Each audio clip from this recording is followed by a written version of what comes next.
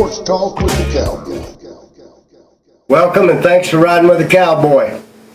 Just a reminder that this Saturday is the 12th annual Rotary Avon Park sponsored Blueberry Festival in Donaldson Park, Avon Park, Florida, 10 a.m. to 5 p.m. DJX and myself will be down there at the festival. So will some of the posse of the Cowboy Sports Talk.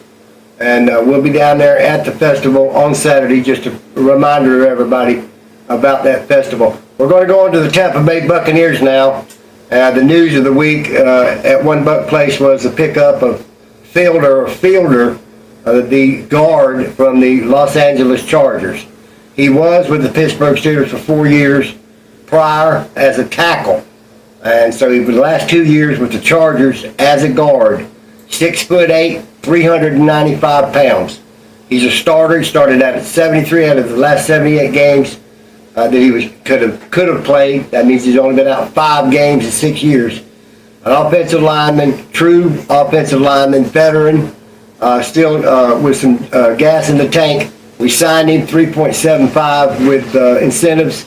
He will be a stalwart of our offensive line, along, in my opinion, with Jensen, Wirfs, and I believe Aaron Stinney will be in that mix, because Aaron Stinney was our guard all the way through the playoffs and the Super Bowl, as you know.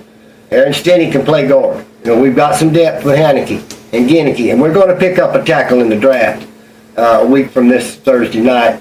I imagine we will get one of those top 4 tackles. Jason Light needs a tackle. Devin Smith is not there with us anymore. We need a tackle. We will get a tackle, some tackle. We don't know which one of the 4, but we're going to get one. So that's the big news at One Buck Place. They're concentrating on this draft. It's a week from tomorrow. First round, Thursday night. We'll shoot a show the day before the draft. Myself personally in the draft, I believe Bryce Young from Alabama will be the first pick of the Carolina Panthers, and I believe that C.J. Stroud will go to the Houston Texans with the second pick. And Richardson and Levitz will be picked before the top 10 somewhere. But that's just my mock draft. I just hope our Buccaneers move from 19 up and get that tackle if he's off the board. I don't think they're the ones we want to be there at 19. So we'll see a lot of maneuvering at the draft. We don't know what they'll do till then. But we'll keep you posted on what's going on in One Buck Place. We just did with that big acquisition of that offensive line. And it's going to be a big part of what we do in this year's 2023 season, because we're going to put that ball in some running backs' hands, and they're going to have to block, and they're going to have to be physical, and we're putting together a line with some credence.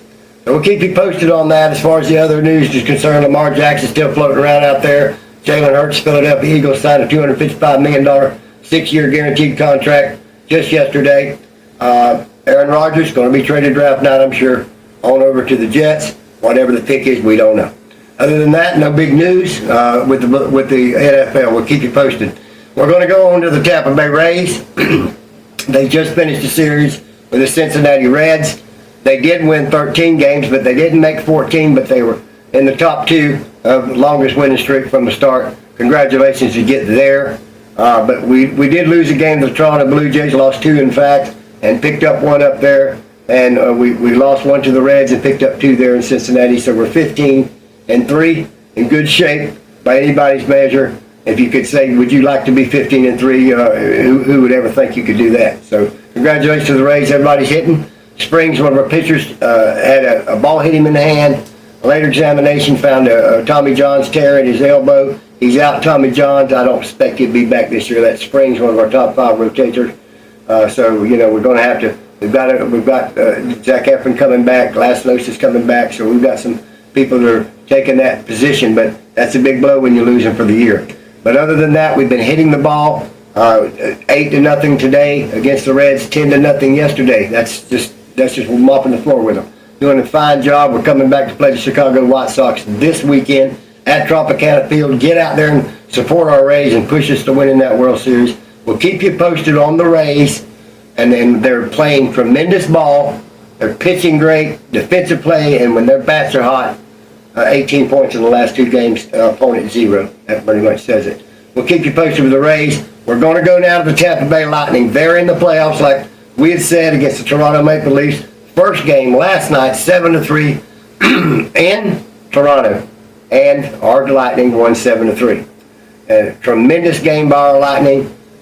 We weren't expected to win that first game, and the Toronto Maple Leafs was back against the wall, because if they don't win this series, they haven't won a first-round series in hockey since 2004. Their general manager has been told the last 3 years you've been put out every first round, and every first round you played the Lightning. You've got to beat the Lightning, or the moving truck's coming back, and we're going to pick up this team, and a lot of them ain't going to be there next year. So that's how bad the backs to the wall the Maple Leafs are. And they expected to come out and really show their crowd last night, but they didn't. The Lightning prevailed. We scored early, scored 3 points on them before they knew what happened to them, and wound up winning 7-3. Big game. Big game tomorrow night, back up in Toronto before we return home to the Lightning. We'd like to leave there 2-0. God, we're praying that we will, and we're praying that things continue the way they did last night in Toronto. It's a fantastic game. If you didn't get to see it, you missed it. One for the ages. So we're going to be the Thunder for the Lightning and hope they win this game tomorrow night. We'll keep you posted as things go on with the Tampa Bay Lightning. So now we're going to go on to the Talladega NASCAR race. It's this weekend. It's a super speedway race. It's a NASCAR Talladega race, and it's a spring race.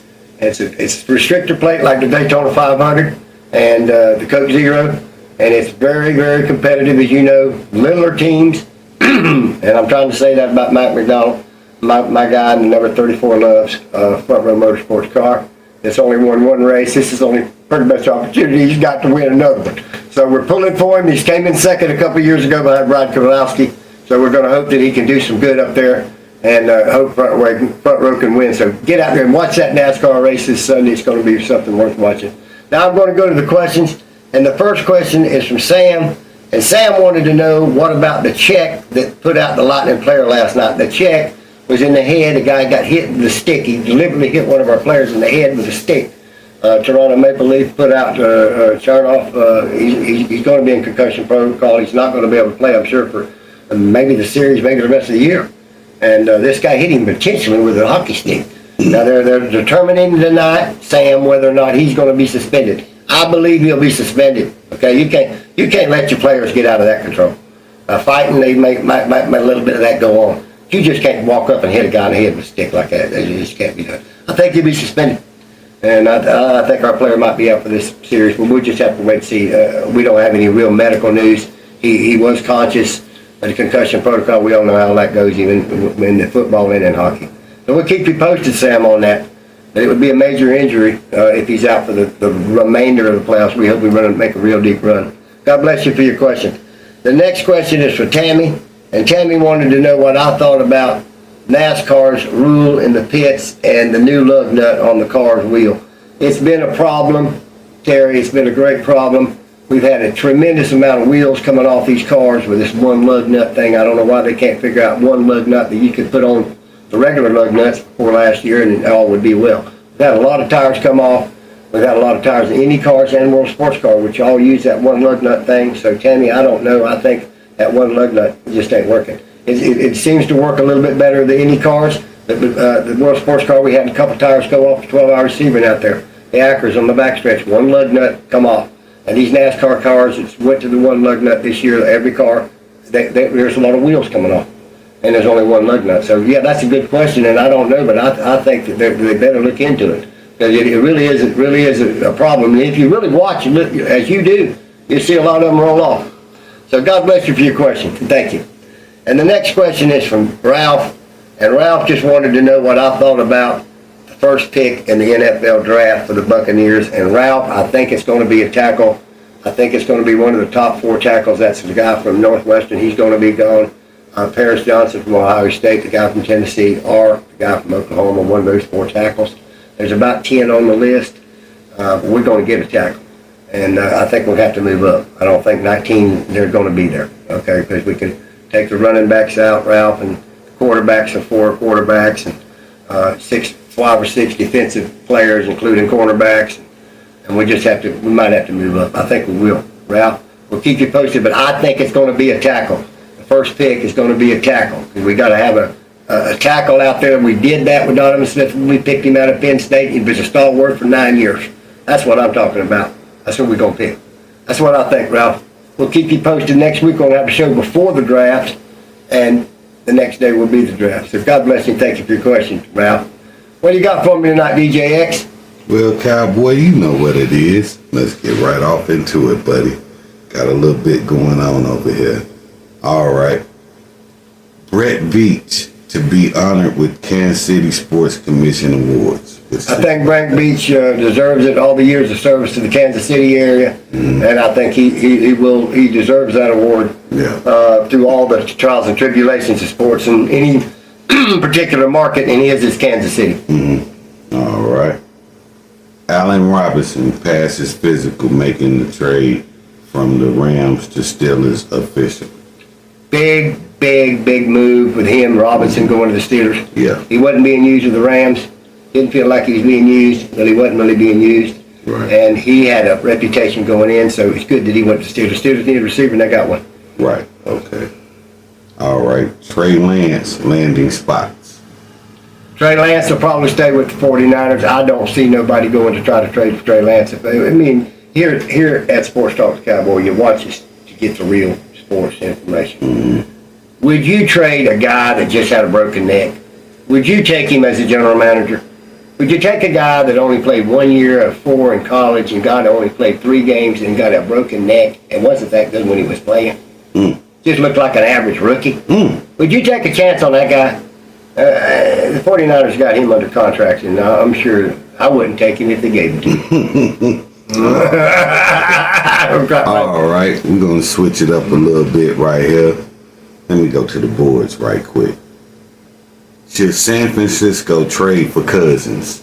Yes, they should trade for Kirk Cousins because Kirk Cousins is a quarterback that could come in there and play. Sam Darnold could play with that offense, but if you could get Kirk Cousins, he's got a contract running out next year with the Minnesota Vikings, getting paid $85 million next year if he stays under the franchise tag. They're not going to pay him $85 million.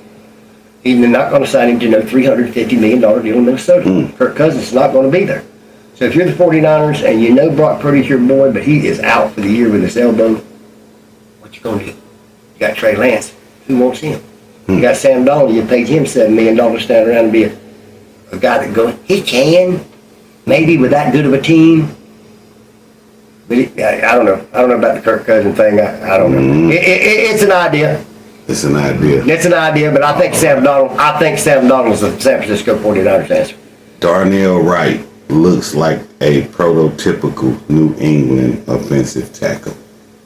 He is, and he's in Tennessee, and we was one of them 4 we were talking about for the Bucs, Darnell Wright, and we can hope that they didn't see him, but it sounds like they already have. Ralph, you were just asking that question, Ralph, about the tackles. Well, there you go. Darnell Wright, he's one of them 4 I was telling you about. All right. And all right, let's switch it up a little bit. Let's go to our comments, something we rarely ever do. Okay. We're going to go to our comments. All right, this comment comes from J.D. Hill. How much of a need is it to draft According to Wikipedia, linebackers early, considering the holes we have at offensive tackle and edge? It's too much of a risk, and we're going to have to really go with the offensive tackle and the receivers. Got to. That's we don't need a receiver. We need an offensive tackle and an edge rush. Okay, Google, stop. Google want to answer. No, questions. Google's answered our question. Google answering questions tonight. Don't you do it. All right, here's another one. This one comes from Dave. And Dave says, as a guy who watched play breakdowns of every one of the Mayfield's plays multiple times, I can promise you that the Bucs fans are going to fall in love with this guy rather quickly due to playing in nothing but dumpster fires so far. Baker's numbers and reputation are light years off. He's a passionate, very likable team guy who will prove how good he is if used the right way. He should be used and has even an average O-line. This will be his very first preseason on a team with a decent system. Enjoy the ride as he shreds the league next season. I think Dave is 100% correct. He could not, my sentiments and Dave's could not be no closer. I think Mayfield will be just great over there. Mm-hmm. He'll be the great bridge quarterback. His record is what he is. He's 31-29. 31-29. 31-29. He's almost 500 by one game. 500. Okay. There it is. He's been in Cleveland 4 years. He took him to the playoffs. One time, won a game in the playoffs. They say he stunk a couple years. Did he take the Cleveland Browns after 18 years of not being in the playoffs to the playoffs? Yes, he did. He did. Or no, he didn't. Yes, he did. He did he win a game when he got there? Well, yeah, but did he win one? Yes. Well, last year he went to the Carolina Panthers, had no coach, he just fired him, got a new guy in there. The damn thing was absolutely going crazy. And yeah, he didn't do real well. The damn team didn't do real well. Okay, the coaching staff's being fired. Goes out to the Rams, gets off an airplane.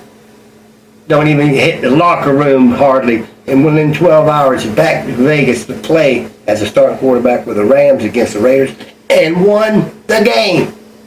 So, who is the Baker Mayfield? I think Dave Canales is going to set up this offense for him to be great. And I think Dave is right. He's not a bad guy. He gets along with people. Right. I mean, people can portray you any way you want to, but the guy's been a football player since he's only been 8 years old. He won the Heisman Trophy, best college football player in America 5 years ago. What's wrong with him? He's got no major injuries, got no street problems. He's not out doing anything illegally. Good in the community, shakes people's hands, signs autographs. What the hell's wrong with him? I don't. The man's going to do just fine in Canales' offense because he's not going to ask him to do too much. And he knows, Baker knows, that Canales is the quarterback whisperer. And a Geno Smith that nobody even would put in as a second-string quarterback, put him in as a starter with the Seahawks, and they went to the playoffs, Dave Canales did. Okay? He's a quarterback whisperer. And guess what? Guess what he did? What did Geno Smith do after the season when they went to the playoffs? He got a 3-year, $25 million a year, $75 million guaranteed contract. And wherever Canales went, guess who was going to find him? Baker Mayfield. And Canales went to Tampa, and guess where Baker went. Okay? No coincidence. Dave, you're right. Thank you. That's exactly. I appreciate your comment because I feel the way you do. Oh, yeah. Y'all going to be in for a treat with Baker. Oh, yeah. I think so. I mean, he's not Tom Brady. He said so much. He's not Tom Brady. Nah. We're not getting Tom Brady. Don't expect it. We're getting Baker Mayfield. This guy got poise. Trust me. That's right. He's who he is. Got poise. He's got poise.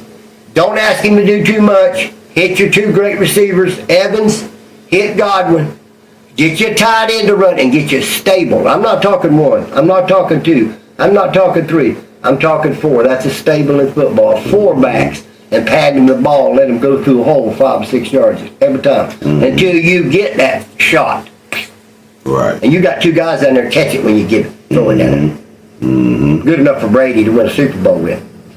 So now Mayfield knows when my back's against the wall. I got the guy I want, Canales. I got 2 Super Bowl receivers 2 years ago. What my excuse gonna be now? Right. So he playing hard.